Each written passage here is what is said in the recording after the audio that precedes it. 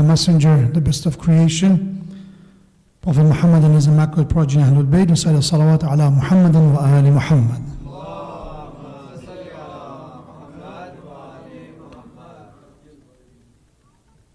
أعوذ بالله من الشيطان اللعين الرجيم بسم الله الرحمن الرحيم لا حول ولا قوة إلا بالله العلي العظيم وصلى الله على سيدنا ونبينا حبيب إله العالمين وخاتم النبيين العبد المؤيد والرسول المصدد المصطفى الأمجد المحمود الأحمد أبي القاسم المصطفى محمد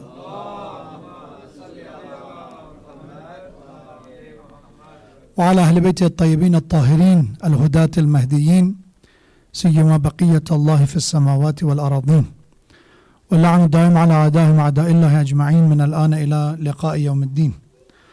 قال الله تبارك وتعالى في القرآن الكريم وقوله الحق وهو أصدق الصادقين إن المنافقين يخادعون الله وهو خادعهم إن المنافقين يخادعون الله وهو خادعهم وإذا قاموا إلى الصلاة قاموا كسالى يراؤون الناس ولا يذكرون الله إلا قليلا صدق الله العلي العظيم. May Allah subhanahu wa ta'ala grant us the tawfiq of obedience and servitude in dunya and grant us His forgiveness and mercy in the day of judgment. And may Allah subhanahu wa ta'ala help us to be worthy of receiving the shafa'ah of the Holy Prophet and his immaculate progeny Ahlul Bayt, especially Abu Abdullah and Hussein alayhi salam, with the salawat ala Muhammadin wa ali Muhammad.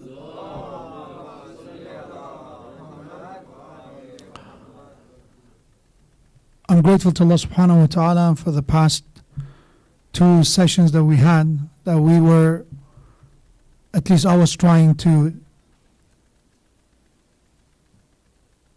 discuss the importance of the terminology that in Quran and in our ahadith and the teachings of the Prophet Ahlul Bayt. It's a very important matter. It's to a point that we are seeking Allah, we're asking Allah for it.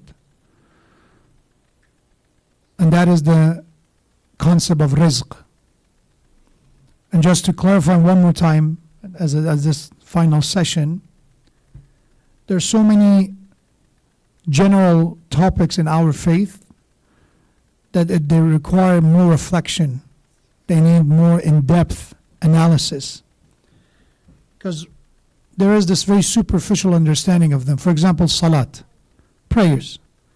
Some people look at it as something that has thawab to do. It's a ritualistic act. But then when you look at the work of our ulama, when they look at the references, the resources that we have, they talk about that this salat is mi'rajul mu'min. This is something that has to elevate us, ascend us. Ascension of a believer is in salat.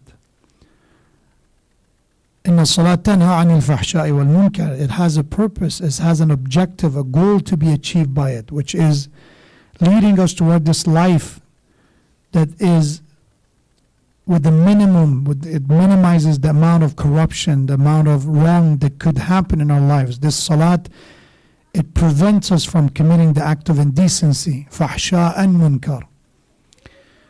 And that's why we have asrar al-salat, the secret for this prayer. There's more into it than just the zahir, the facade, the external aspect of it. And rizq is similar. For some people, rizq is just wealth. It's about money, it's about income. When you look at our dua, for example, in the month of Ramadan, what are we asking Allah? Allahumma rzuqni hajja baytikal haram. What is the term that we use? Rizq. Ya Allah, grant us the rizq of performing the hajj. Fi aami hadha wa fi kulli aam. Not only this year, but every year. Or in ziyarat, we say, Allahumma rzuqni shafa'at al-Husayn yawm al-wurud wa thabbit li qadam sidqin indaka ma al-Husayn. We're asking for another form of rizq, which is intercession and shafa'ah. So rizq, in one way to define it, is anything that we need to grow. Anything that leads us toward the path of perfection and kamal is rizq. Mal, wealth, our possessions is not what is being misunderstood as rizq. It could play the role of our rizq, but they're not the only form of rizq that we have. We're asking Allah for Allahumma rzuqni waladan salihah. We're asking for righteous children, for families. But one thing that is being misunderstood is that when it comes to this rizq, where is the role of Allah and what's the role of us? How can we work this together? Because those who misunderstood it, when the verses of Surah Al-Talaq were revealed, they sat in their houses, they stopped working. They're saying Allah said, وَمَنْ يَتَّقِ اللَّهَ يَجْعَلْ لَهُ مَخْرَجًا وَيَرْزُقْهُ مِنْ حَيْثُ لَا يَحْتَسِبُ. Assuming that Allah is going to do everything, including the part that I'm supposed to do.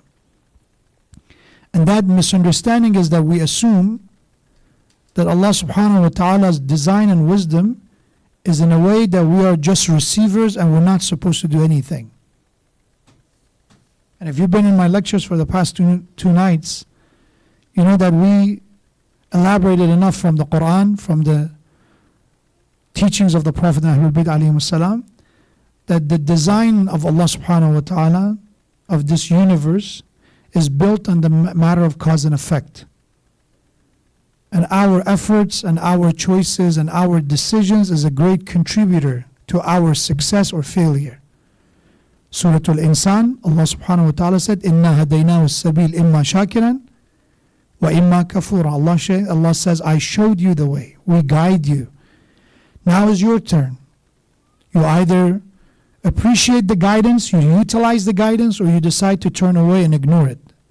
Ultimately, you are going to live with the consequences. So rizq is something beyond money and wealth. Mal and wealth, al-mal wal-banun zinat al-hayat al-dunya. Our wealth, our children are the beauties of this life. But at the same time, Allah said they are fitna. They are a subject of test as well. Allah will test us through them. But the rizq is what we need in order to pass the test. So ziyarat of Imam al-Hussein alayhi salam or hajj, a good righteous family, all these a spiritual form of rizq, what is necessary for us to succeed in the matter of dunya and akhirah. I wanted to clarify that. And last point that I was making last night was this ayah from Surah Taha, when Allah subhanahu wa ta'ala says to his messenger, وَلَا تَمُدَّنَّ عَيْنَيْكَ إِلَى مَا مَتَّعْنَا بِهِ. That one obstacle in our way of attaining rizq, we talked about the importance of struggle, the importance of efforts, the importance of doing our part.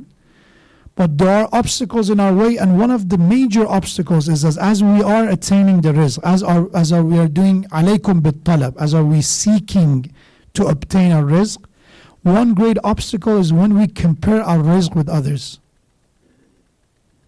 This danger of comparison, to the point that Allah is forbidding us from comparing ourselves.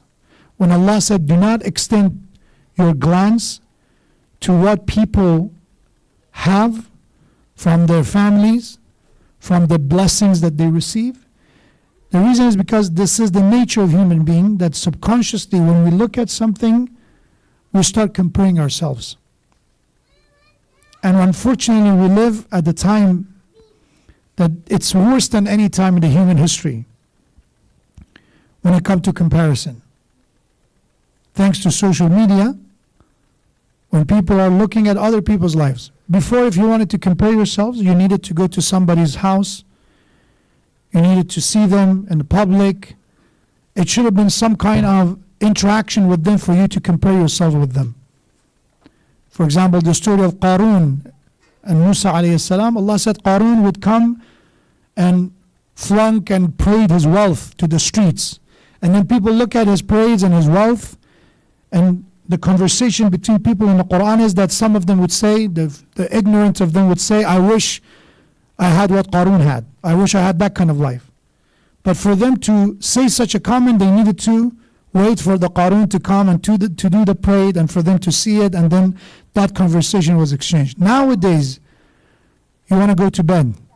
You're sitting at the comfort of your house, and then you open your Instagram or any other social media platform, and somebody across the country or across the world, it could be a relative, it could be a friend, it could be a stranger, they have something. And worse than that is that in real life, we perceive the good and bad together. When reality, in the real time, something that is happening, you cannot, there is no censorship. You cannot delete something. It is happening at a lifetime. But on social media, there's nothing real about it. It's all snapshots, right? We show what we want to show. Nobody take a photo of them when they feel miserable and down. Rarely is the case. Unless they're crying for help, they don't do it. We usually, oh, I went for vacation. Oh, here I bought this new thing. And we look at them, and of course, for those who are into it, double click, a like, a love, whatever the reaction is. But subconsciously, we compare ourselves. And if you like it or not, our eyes are a window to our souls. A famous narration from our sixth Imam alayhi salam, Imam says, be aware of your eyes and your glances. Because when you look at something, sometimes that look can be an arrow of shaitan. Shaitan does something, the way that you put your foot in the door, with shaitan's work is that with your eyes. You begin with just looking at something, watching something. And then it comes the desire for it, and then it comes the planning for it, and eventually it comes to an action. It starts from somewhere.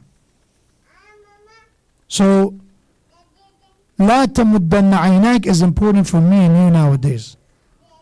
I'm not saying to live in a cave and don't have social media. A lot of us, for business, for other reasons, some people need to have it. But we can manage, we can regulate the usage. And when I always advise this, there are those who, mashallah, they're very confident. I said, Sheikh, we look at these things. Yes, I go through my feed, but it doesn't affect me. I'm kind of a very, very content person. I don't feel jealousy. I don't feel anger, resentment at why people have more than me. I'm content. And my answer to them is, why you expose yourself to something that does not benefit you, that you're putting yourself through a test for no reason. Our teaching's been said, I've heard this from parents, and again, this is after years and years of having post-lecture conversations. And I encourage you, this time I came, I had a few conversations with people after the minbar. I know there's some scholars probably prefer not to, but I'm asking that reach out to scholars after lectures. Talk to them. If it's a matter that you didn't get, you needed clarification, there is something, talk to them. Again, if some of them need a break, somebody don't feel well, maybe again be understanding of them, but please do so. Otherwise, a scholar will live in this bubble that they don't know what's going on. For me, when I give a lecture, an important part of the lecture is to stay after and talk to people. Otherwise, how can I know what's the issue? How can I know how they, again, I had an idea, I had a thought, I tried to convey the message, how they perceive it is a different story. So among the conversation I had with some parents is that they say, Sheikh, I want to raise these children that we're living in the West. I cannot stop them from being exposed to haram, but I want to do a proper tarbiyah that doesn't matter if they're going to go to a place surrounded with haram, with all bad people, they'll still be able to maintain their faith. That kind of a family I want to raise. That's a true iman, right? That for them to go to a place that is a party going on, there's a banquet, whatever that is, and it's haram happening, but they're so, mashallah, strong-willed that they do the right thing. And my answer to them is, my dear brother, my dear sister, do you think your children are stronger than Yusuf alayhi salam? When Yusuf alayhi salam encountered an inappropriate interaction, a haram ground, to a possibility of haram and sin happening, what Yusuf alayhi salam did? We recite Quran. What happened? What Yusuf alayhi salam did? He ran away. He started running away toward the locked doors. And then at the end of the day, Allah said, وَمَا أُبَرِّئُ نَفْسِي إِنَّ النَّفْسَ لَأَمَّارَةٌ بِالسُّوءِ. Allah said that Yusuf alayhi salam did not take the credit that if he was to avoid the wife of the administrator of Egypt, Aziz of Misr, he didn't take the credit. He said, I'm not absolving my soul and my carnal desire. That indeed our nafs and our desires pushing us to do haram, to be sinful, to just do whatever, no control, no discipline. That's what nafs does. La ammaratun bisu' illa ma rahima rabbi. The one except Allah has mercy. Means it was out of Allah's mercy. And I said, we cannot live in this fantasy. Yes, they go to college, their opposite gender interaction, their I get all those. But for them to go and hang out in an environment that is absolutely haram, and for them to sit there and say, you know what, I still maintain my iman. And they don't have to be there. They choose to be there. This is not a realistic expectation. Oh, go, they're drinking, you sit in a corner. Why you're there? Are you there for a job interview? Is it a class that you need to get your education? What is it? No, I'm here, but alhamdulillah, I'm controlling myself.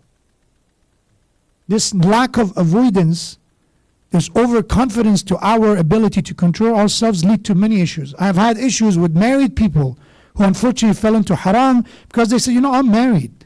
This is not for me. I'm not going to be tempted. Amir al-Mu'minin Ali alayhi salam in Nahj al-Balagha, Allahumma salli. Imam Islam warns people, said, taraku, your responsibility is to leave, to avoid mawadi' al-tuhma. There are places, there are instances that if you're somewhere, you could be susceptible to be accused of something.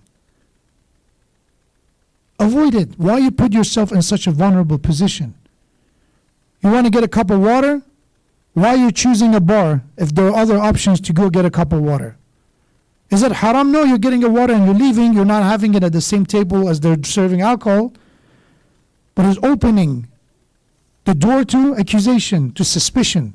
You're a married person, 1 a.m., a shady call comes. You answer, there's whispering. Yes, it should be about trust and all that. But in reality, if it happens in any other instances, it will raise suspicion.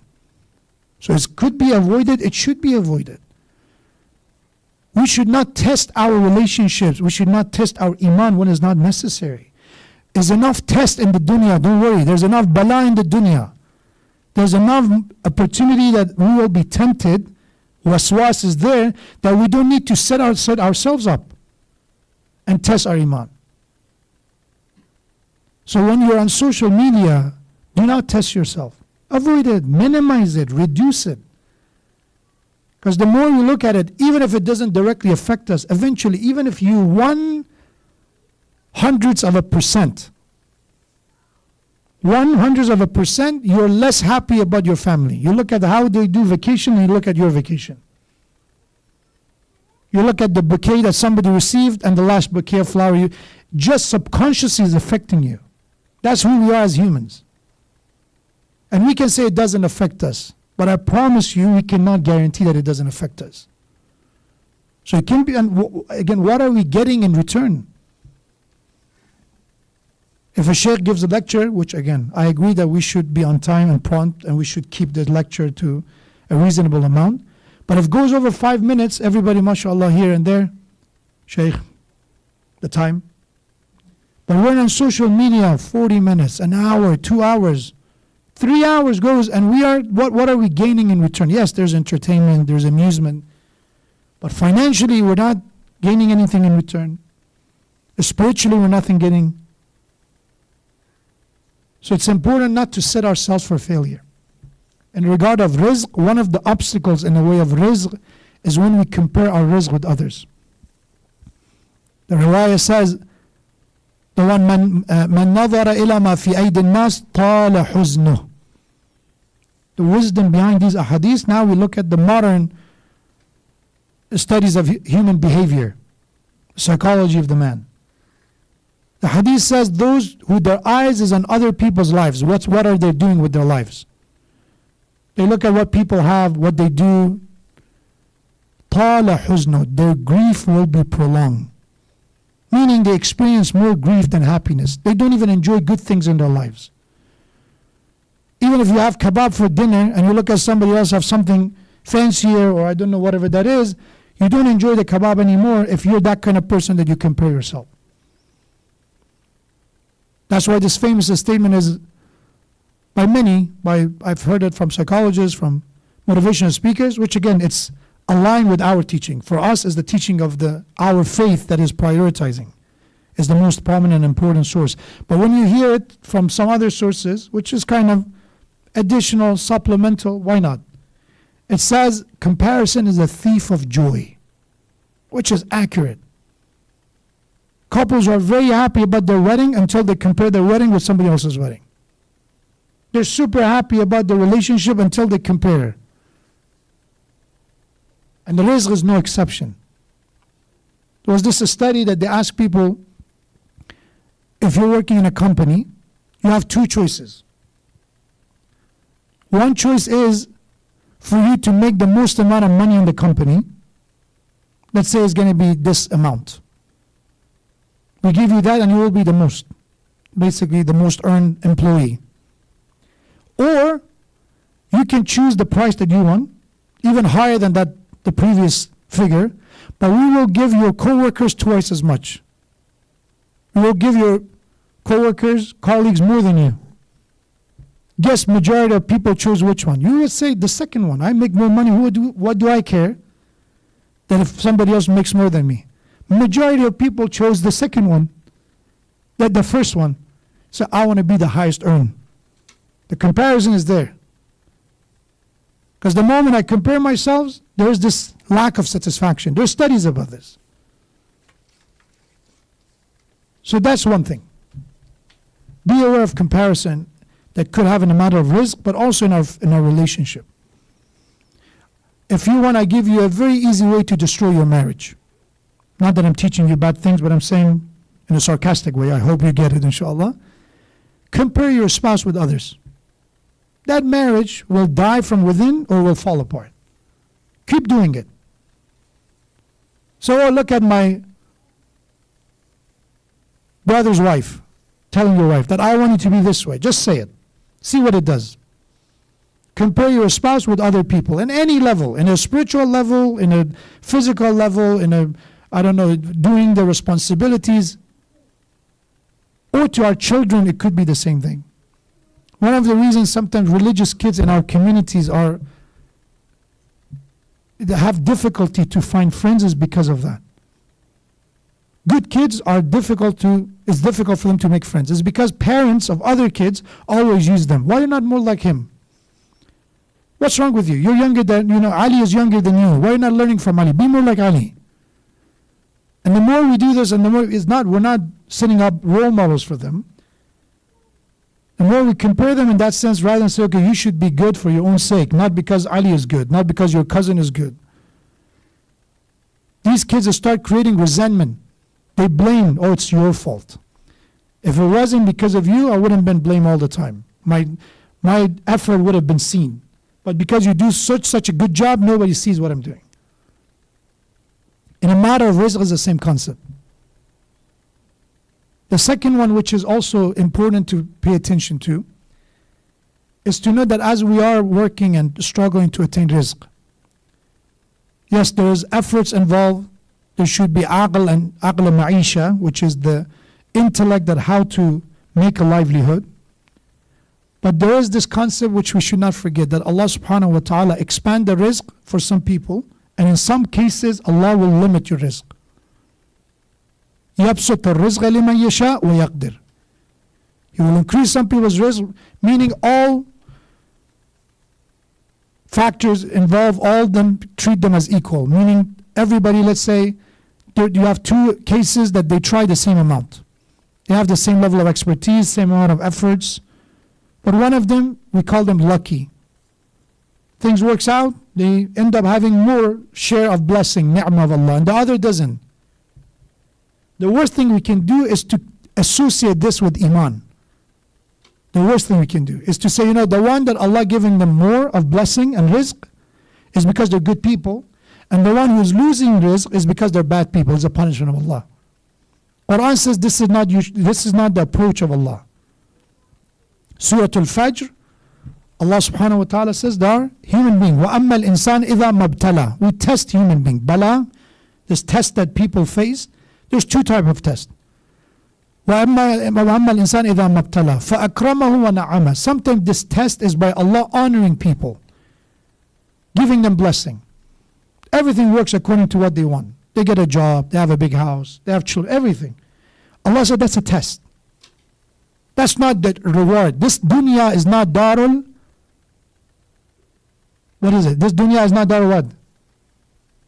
Jaza. This is not the place that you get the result. You do not harvest the return of your deeds. This life is darul bala, is a test time. Once we die and once we face akhirah and that judgment, that's darul jaza, no more bala. Akhirah and hereafter, then again, what have you done? Let's look at what you've done. This is the jaza time. This is the compensation time. Otherwise, this dunya, if you look at it, that if somebody have hardship, that's the punishment from Allah. God forbid, the prophets of God are the one that being receiving the worst end of it, right? If it's Nuh alayhi salam, how much bala he has to go through? If it's Ayub alayhi salam, if it's Ibrahim alayhi salam, which one of them had it easy? That's why in Surah Al-Hajj, Allah subhanahu wa ta'ala said, وَمِنَ النَّاسِ مَنْ يَعْبُدُ اللَّهَ عَلَى حَرْفٍ. And among people are those who worship Allah ala harfin. When you look at the tafasir, there's multiple ways that they look at this. One is that they worship Allah on fringe, on edge. Harf, you have the main road and then you have the sides of the road. Meaning for deen for them is not on the principles and not on the core values, it's on the things on the side. Why this ayah was revealed, there are multiple mufassirin narrated from Ibn Abbas, that there were Bedouins, Arabis in the time of Prophet, those who live in the desert. They were not, someone who lived in the cities. Arabi doesn't mean, by the way, if you hear the word Al-A'rab wa ashaddu kufran wa nifaqa, that the Arab are the most severe when it comes to hypocrisy and kufr, is referring to the Bedouins, not the Arab as ethnicity. So these Bedouins would come to Mecca, would come to Prophet, would come to Medina, and they accept Islam. But some of them, when they go back to their tribes, if what happens in their life was that, okay, now I'm a Muslim, now they have sons instead of daughters.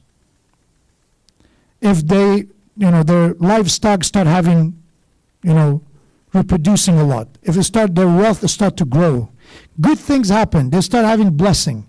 They would say, all of this happened because of this faith. I become a Muslim and these are a result of it. And they will find tranquility with it. Okay, alhamdulillah, it's a sign that I'm in the right way. But these are the same people, when they come to Prophet becoming Muslim, if they go right back, and in that year they had daughters instead of sons. Their animals start dying, they get sick and ill. They would say, oh, that's the result of me becoming a Muslim. That's the Islam's fault. So they associate the validity of faith not based on aql, not based on iman, rather than what's happening in my life. This ayah was revealed, وَمِنَ النَّاسِ مَنْ يَعْبُدُ اللَّهَ عَلَى حَرْفٍ. Those who worship Allah, not because they find the path of Allah worthy of worship, worthy of obedience. Rather, it works with me. I go to majalis of Imam al-Hussein alayhi salam, it gives my hajat. I ask for something, something happens. I like this, school of Ahlul Bayt because of this. It's something in return I receive. So the ayah says, فَإِنْ أَصَابَهُ خَيْرٌ نَطْمَأَنَّ بِهِ. If they will receive a blessing, it will calm them down. It will give them tranquility. وَإِنْ أَصَابَتْهُ فِتْنَةٌ. But if they will receive a fitna, a test, as Quran says, وَلَنَبْلُوَنَّكُمْ بِشَيْءٍ مِنَ الْخَوْفِ وَالْجُوعِ وَنَقْصٍ مِنَ الْأَمْوَالِ وَالْأَنفُسِ وَالثَّمَرَاتِ. The test could be by health issues, by financial issues, by fear, by hunger, could be. Once they receive a fitna, انقلب على وجهه, they will fall on their face, meaning they lose their faith. So, Allah doesn't like me, or this faith is not for me, I'm having hardship. خسر الدنيا والآخرة. Allah said these people are the one at great loss of this world and the hereafter. ذلك هو الخسران المبين. And what an obvious form, a manifest form of loss is this. For somebody to be in hardship and lose their faith on the top of that. They don't have the dunya, neither the akhirah. So when it comes to rizq, do not interpret, do not explain blessings and ni'mah as a sign of me being good. And do not interpret a hardship, a punishment from Allah. That's not the case all the time. It's not. Everything is a test from Allah. For some people, Allah tests them with giving them. وَأَمَّا الْإِنسَانِ إِذَا مَبْتَلَى فَقَدَرَ عَلَيْهِ رِزْقَهُ. With some people, Allah tightened their rizq. Allah take away something from them. That's all it is. It's not going to be a sign of me being a sinner or me being a good person. I remember someone brought their child to this program of Hifz al-Quran, memorization of Quran.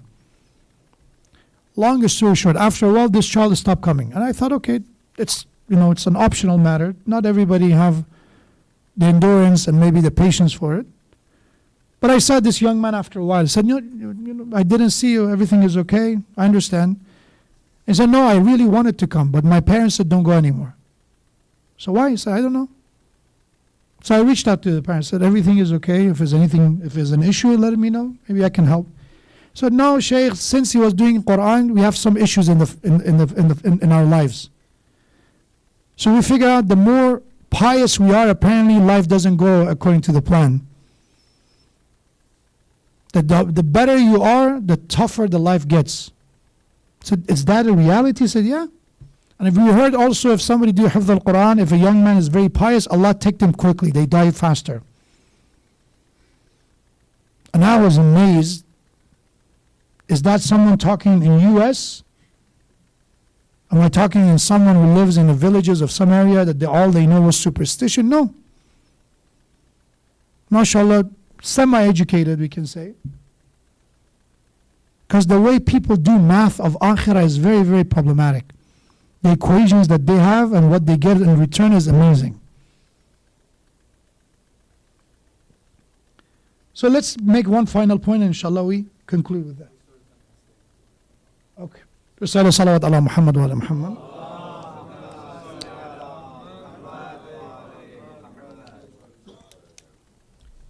So I made 2 points today. One is a matter of comparison when it comes to rizq. Second is the issue of people looking at rizq and blessing as a reward from Allah. That's not the case. It's a test. Our rizq, either way, if it's increased or decreased, is a test. So we should not praise ourselves for increasing our rizq, and we should not blame ourselves if the rizq is decreased. And we talk about that rizq is not in a matter of materialistic, monetary value. It's also a spiritual rizq that we are in need of. Anything that helps us grow. So the wealth, anything that we don't use is not our rizq. People make a lot of money, they have a lot of assets, and they die and they leave it for their families. That's not the rizq. That was wealth. That's mal. Rizq is what we end up using to grow. So anything that we earn from haram is not our rizq. Because when you talk about this, Sheikh, what are you talking about? You're talking about man yattaqillah, the one who has taqwa, Allah will give him rizq. I know people who cheat, who lie, who do all kind of unlawful businesses.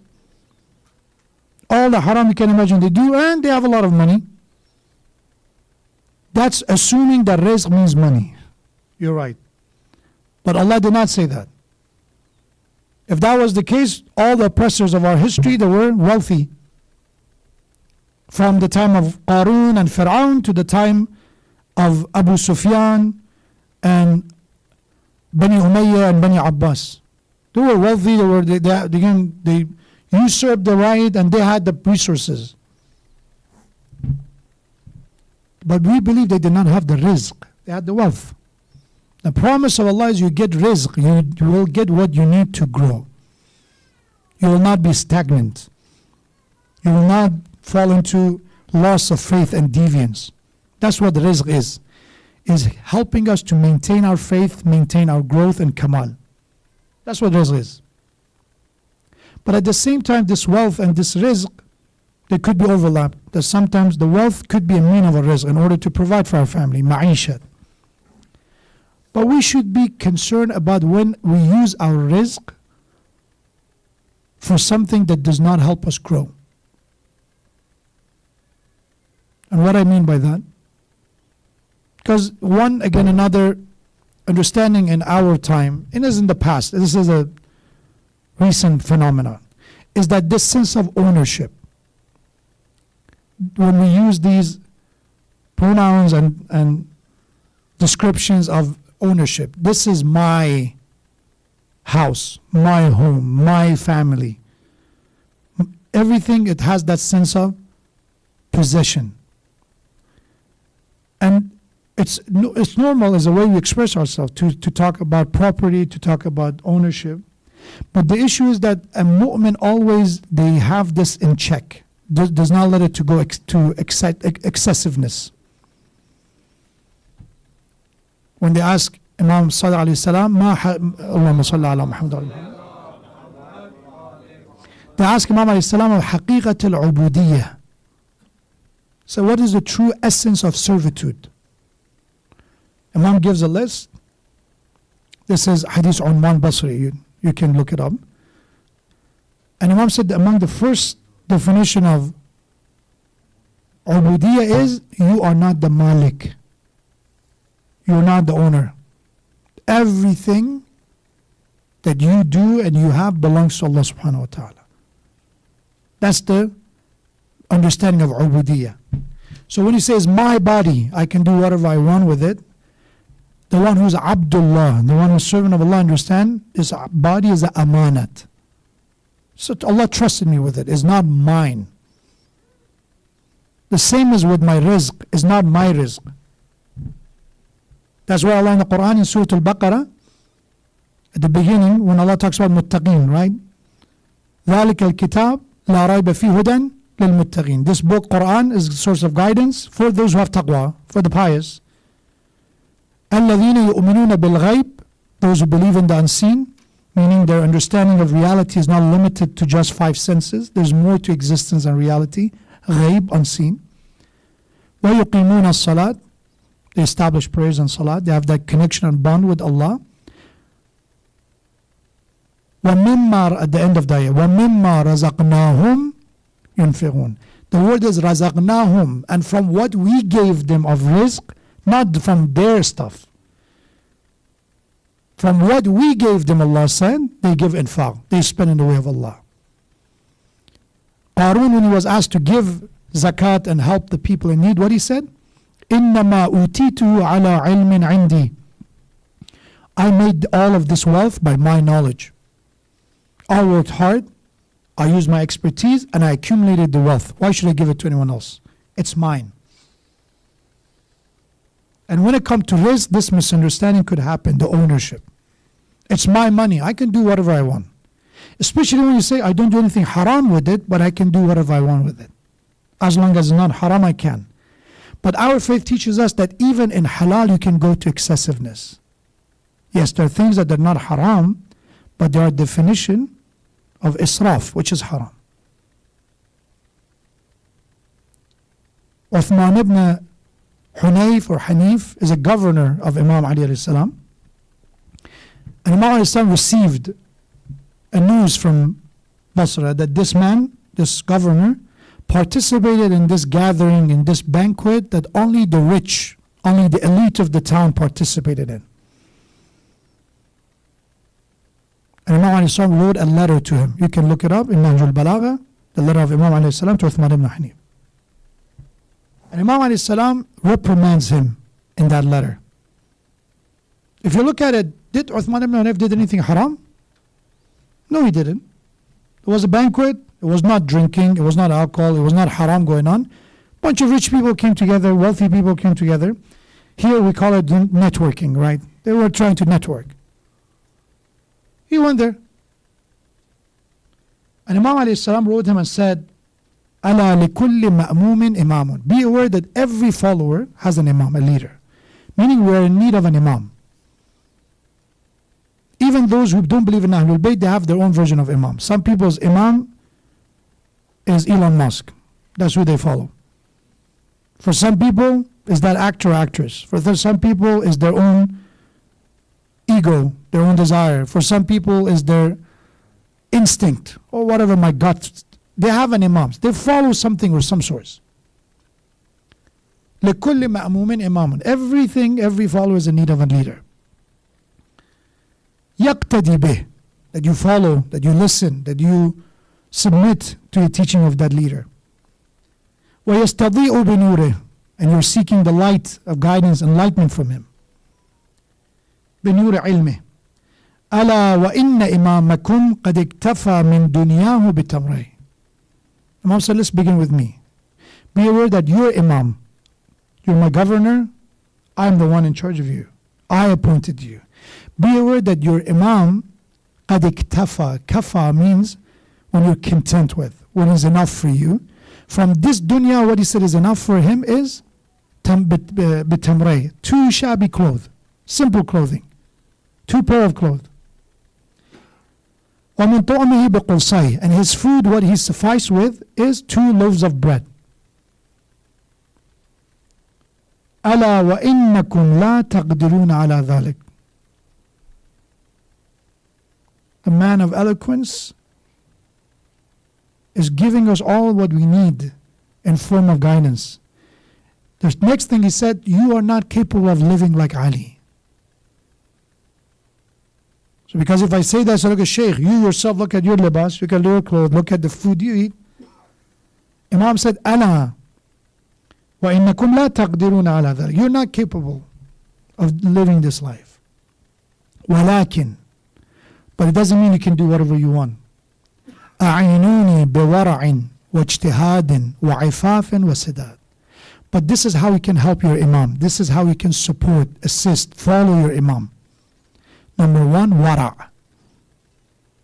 Wara' meaning self-control. That's the modern translation. Is another word for taqwa. But wara' is when you say no. You're capable of saying no.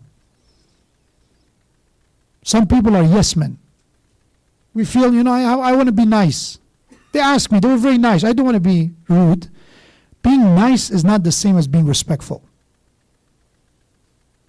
Sometimes they're the same, but sometimes they're not. Wara is that sometimes somebody demanding you to undermine your faith, to do something that is not according to your faith. And if you don't, come is a wedding. Yes, I know but this is just a wedding. Sit in a corner. But you know that your presence there is approval of the haram. You say, no, respect it, inshallah, I pray for the khair of you. No. Wara'. Let's buy this. It's not necessary, but why we're buying this? They bought it, we need to buy it. It's a competition here. They have it in their house, we should have it. No. If I fall into a slippery slope, if we are doing competition, sooner or later we have bigger problems. No. If I have a right and you're asking me, my vote is no. Wara'. That's how you help your Imam. They invited you in this gathering, you're the governor. And the only type of people in this gathering are rich people. You are the governor of the entire people. You're representing poor, middle class, wealthy, all of them. We're not communists who said wealthies are the corrupt. No, the wealthy are also part of this society. But in this society, there's only wealthy people in this gathering, in this banquet. Then what do you have to say? No. Wajtihadin, how you help your Imam. You struggle, you work hard. Your Imam works hard, he's not idle, he's not stagnant. You neither. You should try. Your community needs work, brothers, sisters. Your community needs volunteers. Your community needs people to do the work. When there is an announcement that, okay, please pick up after your kids. Last night I think was the announcement. It's not really something that should be announced, but apparently as human we need reminders. Even believers need reminders. Ijtihad means I work hard. I know it's difficult, but you go out of your way to serve. Wa'ifaf, you have chastity. You keep in mind the standard of modesty. Wasidad, you're upright. Your steadfastness The strength has to be there. You don't give up quickly. That's how you support your imam. So when it comes to our rizq, it's important to know that our rizq should not lead us to this way of spending, even in halal, that is not reasonable. Let's not be blind followers when it comes to our rizq. Everybody have it, I should have it. An example, to make it more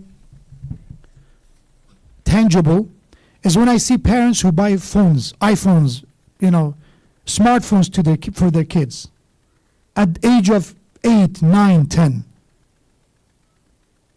And when I ask them, they say, Sheikh, when I was living back home, we live in poverty, I didn't have anything. I promised myself that I will not let my children live in that life. I will not let my children to experience deprivation. And I told them, Habibi, I know it's not haram to buy iPhone. I know that you have the wealth for it, but this action of yours is going to lead to corruption. If you put even religious advice aside, secular advice is telling you at this age a smartphone are not the right decision for your children. TikTok CEO was interviewed recently. He's the CEO of TikTok in America. He said, how many children you have? He has 2. Both of them under 10. And they asked him, you can look it up, it's online. He said, do they have TikTok? He said, no. Do they have it downloaded? No, they don't. Although, as a company, we made sure parents have control, there's parental control. And then he tried to sell the pitch to sell the business. But he himself, as a parent, decided that's not a good thing. And for us, always a rizq from Allah. Because Sheikh, I talked about it in the last 2 nights, but there could be misunderstanding. Yes, we have to provide for our family. Yes, we have to make their life comfortable. But the extent of that should not undermine other values. That sometimes using this rizq to make bad decisions. To use these resources to make bad decisions. But one reason I've seen that parents justify that purchase, they say, every other child have it. I don't want my child to feel feel that they're left out, neglected, that their parents doesn't love them. I said, that's not the way you show your love to your child, by purchasing them, by buying their love and affection. You teach them that yes, there are principles that we follow. There are things that others have and we don't. We can have it, but we choose not to. That's a different thing. You either have the wisdom or inshallah we get there together. Let's learn it together.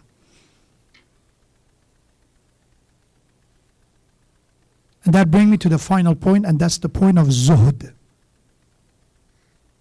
What is zuhud? I simplify it because I'm not going to go with the Irfani approach to it and complicate it. The definition of zuhd is when you have ability to take advantage, to utilize blessings of this dunya, but you choose not to. That's zuhd. You go with the bare minimum. Meaning, I have money, I have wealth, I have everything to dress this way, to buy this brand, to eat this way, but I choose not to. That's zuhd. You see a glimpse of that in the modern life is what? Minimalism. It's amazing to me that the modern world is trying to get the control back, but because they don't have the core, they don't have faith, they try to use other methods. It's a struggle of man. They don't have ala bi dhikrillah tatma'innul qulub, because somehow ibadah, worship, faith is not something hip, cool, accepted. Meditation, let's have an alternative. You can talk about God, creator and all that, you will be shunned, but you can talk about aliens coming and building things for us. That's okay. Nobody make fun of you for that, but if you say God, apparently you're looked down upon. It's modern world is an amazing, fascinating time. And the same as when it comes to zuhud, we had zuhud since the time of Anbiya and prophets. Now I said minimalism. Let's declutter our lives. Let's keep simple. It's a form, it's not zuhud, it's a form of zuhud. That you understand your position and what you own does not give you value. They're wasila, they're means to your needs. And the best thing in the way of zuhd to be mindful of is that you are productive. You're smart enough to generate wealth. You're smart enough to do what's necessary for your family. But once you have access to it, you don't just overflow. You don't just spend. You don't become a consumer. That's, I think, where the confusion lies. Speakers who talk about, yes, as believers, we should not be poor. That's true. As believers, we do not strive to be poor. We are faqir to Allah, no matter how wealthy we are, antum al-faqara. We are in need of Allah. Al-faqru fakhri, and Prophet said, right? My honor is that I'm poor. But to have a society that people suffer from poverty, al-faqru ayyakada kufra. That impoverished society leads to a kufr. When people are struggling with their survival, you cannot expect them to have that much ability to focus in their connection on their spiritual growth. They try to survive here. So we should not strive to be poor, but at the same time, once we go the other way, we are contributing to society, we are actively trying to do al-kasib, tajir, we try to generate wealth. Once we access it, then we do not just use everything. You don't say, okay, now wealthy people do this with their money, I'm supposed to do the same. There is a difference between living a life of luxury, glimmer. That's what we see, right? It's just shiny life. We become billboards of brands, right? I have this brand and that brand. Not because of the quality of it, it's a status quo. Then this is misusing the rizq that Allah provided. Because sometimes we become the mean of khair to others. Ahlul Bid'ah alayhimus salam were wealthy. They were wealthy, do not forget that. Imam Ali alayhi salam has access to wealth to the point that he is doing waqf of his gardens. People come to the house of Imam Ali alayhi salam, they will not leave empty-handed. There will be always food available. He chooses to eat 2 loaves of bread, but when he has a guest over, he's not going to give him 2 loaves of bread. They will be honored as guests. Imam himself goes and wash the hand of the father, send Imam al-Hassan to wash the hand of the son of the one who is the guest. Do not confuse the matter. That zuhd is a choice. You cannot enforce zuhd. So if somebody said, I live a very zahidana life, this very simplistic life, humble life, but because I don't have another choice, I don't have the money to do otherwise. That's not zuhd, that's faqr. But then somebody who can live a different life, if they want to, they can, but they choose otherwise for the sake of Allah. Because they recognize dunya for what it is. That dunya, no matter how much I spend, what a great consumer I am, it will never truly give me satisfaction. It will not fulfill my desires. مثل الدنيا كمثل ماء البحر. The example of this dunya is like the sea water, salt water. The more you drink from it, the thirstier it gets you to the point until halaka, until it kills you. That's the only way it will abandon you. There is no end to it. That's why controversy comes from rich people here and there, right? From island and the stories that they have in islands and the weird behaviors that they have. Again, that we have, children, so I don't want to open up. It's a result of that. That dunya does not have an end. Meaning, once you go through some form of pleasure, it requires other form of pleasure. It takes you to this twisted, sadistic behavior. Because they think that, okay, if I change it, if I alternate it, if I do it, then eventually I get satisfaction. But it will never. May Allah subhanahu wa ta'ala, by the honor of the Prophet ﷺ, grant us to use the rizq that Allah provide us in a way that is in His rida, in the satisfaction of Allah subhanahu wa ta'ala. May Allah subhanahu wa ta'ala help us to be the mean of khair, to be a wasila, a faculty of kindness, of generosity, of support for other believers and mu'mineen, inshaAllah. And we ask Allah subhanahu wa ta'ala, by the honor of Imam of our time, that we inshaAllah be among the waiters and the followers of Imam of our time with the salawat ala Muhammadin wa ali Muhammad.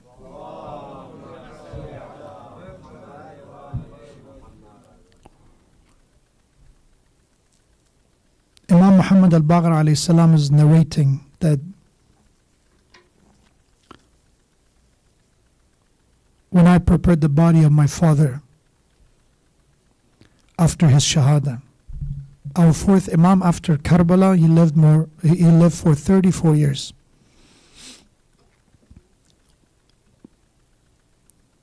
And Imam alayhi salam said, as I was preparing the body, I saw something that I broke down into tears. And that was when I see bruises on the back of my father, on the neck of my father, on the hands of my father. Where after 30 years, still, these are the injuries that Imam alayhi salam endured during the captivity and isarat from Karbala to Kufa and Sham.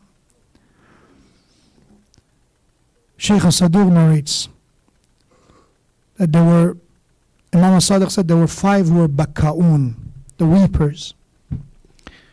The first was Adam alayhi salam, that after he was demoted from Jannah, from the garden, he cried to the point that the trace of tears was noticeable on his face. The second was Ya'qub alayhi salam, after he was separated from Yusuf until he lost his eyesight. The third was Yusuf, that when he was in prison, he would cry to the point that his cellmate would say, Yusuf, cry during the day or night. Give us some time to rest. They complained to him. And the fourth was Fatima al-Zahra, that after Prophet ﷺ, she would cry, and the people of Medina began complaining. And Imam alayhi salam built this temporary shelter near the grave of Shuhada, known as Baytul Ahsan, the house of sorrows. And Fatima al-Zahra, for that short time that she lived after Prophet, she would go near the graves of Shuhada and would cry. And Imam al-Sadiq said the fifth one was my grandfather Ali Zain al-Abidin alayhi salam, that if he would see a child crying, he would cry. That if he would see water or the time of food, he would cry. One day he saw a butcher preparing an animal for slaughter. So he looked at him and said, "Oh man, tell me, did you give water to this animal?" And he said, "Ya ibn Rasulullah, we're Muslim, it's Sunnah, it's a way of Prophet. Indeed, I gave it water." And Imam alayhi salam cried and said, How this is the way of Prophet, that when my father Abu Abdullah, when my family on the day of Ashura, they were calling for water, the animals were quenching their thirst from Euphrates River, and my father, when he left his dystonia, her lips were dry and he was thirsty. And we have that Imam Zain al-Abidin alayhi salam, at the time of ghusl, Imam al-Baqir alayhi salam cried with him. And Imam respectfully brought his body and cried. And next to the grave of Imam Zain al-Abidin were the companions of Imam al-Baqir alayhi salam, consoling Imam al-Baqir alayhi salam. But when we remember one musibah, one more person cried in the time of ghusl, and that was Ali ibn Abi Talib when he was washing the body of his Fatima. We have that he asked his children, "My dear children, cry quietly. I don't want people to know." Your mother wasiyah was that she didn't want those who oppressed her to know and be informed of her death. It's in the middle of the night, cry quietly. And we have that suddenly Ali began crying out loud. What happened, Ya Ali? The conqueror of Khaybar, he lost his patience. When he saw the bruises on the hand of Fatima, when he felt the broken ribs of Fatima. In the middle of the night, Ali and few companions carried the body of Fatima to Zahra and brought it to the grave. And we have that at that time Ali ibn Abi Talib looked at Rasulullah's grave and said, "Assalamu alayka ya Rasulullah, hadha wadi'atuk." O Messenger of Allah, this is your amana that you trusted me with. And he recited this poetry that breaks the heart of everyone. Ali ibn Abi Talib alayhi salam, at those final moments after he buried the body of Fatima Zahra salamullahi alayha, we have that she recited, "Nafsi ala zafarat ya mahbusa, ya layta kharajat ma'a zafarati, لا خير بعدك في الحياة وإنما أبكي مخافة أن تطول طول حياتي. What he said at that final moment is that my breath is trapped with my sighs, with my weeping. I wish my breath would escape with my sighs. After you, oh my dear Zahra, there is no good in this worldly life. I cry because this worldly life drags on and continues without you. وَعَلَى لَعْنَةُ اللَّهِ على القوم الظالمين وسيعلم الذين ظلموا أي منقلب ينقلبون إنا لله وإنا إليه راجعون. Ya Allah, by the honor of Fatima al-Zahra, hasten in return and reappearance of her son, Imam of our time, Imam Sahib al-Asr wal-Zaman. Ya Allah, help us to be among the true awaiters of Imam of our time and the true followers of Imam of our time. Ya Allah, in the day of judgment, we have a narration that Fatima al-Zahra will separate the true Shia, the lovers of Ahlul Bayt among the sinners. Ya Allah, on that day, help us to be the recipient of the shafa of Fatima al-Zahra and her family. Ya Allah, all the marid, all those who have hajat, Ya Allah, grant them strength of iman, grant them sabr and patience, and Ya Allah, if it's khair for them, grant them immediate relief as soon as possible. Ya Allah, we pray for all the Muslimin of the world, especially Muslimin of Gaza. May Allah subhanahu wa ta'ala bring an end to their suffering, grant them their freedom and their liberation, and may Allah humiliate the oppressors and zalimeen anywhere that they are and those who support the zalimeen, Ya Allah. We pray also for all the marhumin, all the mu'min and mu'minat, those family members, those friends, community members who are not with us any longer. Ya Allah, bless their soul and grant them maghfirah and forgiveness. Ya Allah, grant all those servants of Islam, servants of the school of Ahlul Bayt, the ulama and the scholars, the increase of tawfiqat, and Ya Allah, grant them sincerity and ikhlas in their efforts for the sake of Allah.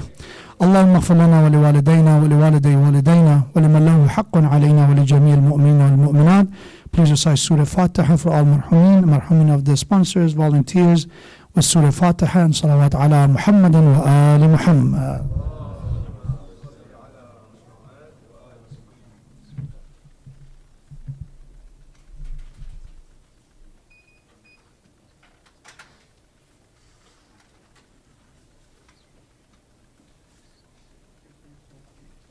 Hussein, Ya Hussein, Ya Hussein, Ya Hussein, Ya Hussein, Ya Hussein, Ya Hussein, Ya Hussein, وارث علم نبی یا حسین ابن علی تیرے صدقے سے ملی زندگی ہم کو یہی وارث علم نبی یا حسین ابن علی تیرے صدقے سے ملی زندگی ہم کو یہی وارث علم نبی یا حسین ابن علی تیرے صدقے سے ملی زندگی دشت کربل میں تیرا لاش تیروں پہ پڑا رو رہی تھی یہ زمین آسماں روتا رہا ہائے مادر وہ تیری بہن یہ کرتی رہی اے میرے پیارے حسین گود میں آؤ ذرا صرخت فاطمة الحسين قتل يرقد على السحام وحبيبي ولدي وارث علم نبی یا حسین ابن علی تیرے صدقے سے ملی زندگی ہم کو تیرے اصغر کا گلا تیرے اکبر کا جگر بھائی عباس کے غم میں تیری ٹوٹی کمر اور پامال بدن رن قاسم کا ہوا ایک دن میں ہی لٹا کربلا میں تیرا گھر ذبیحوا کل بنی تسجد انت جبی تشکر خالقك یا الہ العزلی وارث علم نبی یا حسین تیرے صدقے سے ملی زندگی رن میں تلوار بنا آیا عباس علی ہر طرف حملہ ہوا مشک پانی بھی چھدی آنکھ میں تیر لگا اور پیوست ہوا دونوں بازو کو کٹا کے گرا اسب جری وہوا کل الوفا يصرخ برو سما سقط عباس جری من حسان خشبی وارث علم نبی یا حسین ابن علی تیرے صدقے سے ملی ہائے بے شیر تیرا بے زباں قتل ہوا پیاس کے بدل جسے ظلم کا تیر ملا القمہ روتی رہی لرزی کربل کی زمین تم نے جب اس کا لہو اپنے چہرے پہ ملا وبكى نحر الفرات راحت من جسم حياة عند وصل السحم على حلقوم الزكي وارث علم نبی یا حسین تیرے صدقے سے ملی زندگی ہم کو یہی عصر عاشور کا وقت کیسے ہم بھول سکے آئی آواز اذان آپ گھوڑے سے گرے خیمے کے در پہ تیری بہن خوں روتی رہی تھا تیرا پاک گلا شمر کے تیغ تلے اکتب کیف انا ربك ينظرك ثم الله يقول ارجعي إلى ربك وارث علم نبی یا حسین ابن علی تیرے صدقے سے ملی زندگی ہم کو یہی وارث علم نبی یا حسین ابن علی تیرے صدقے سے ملی زندگی ہم کو یہی یا حسین یا حسین یا حسین یا حسین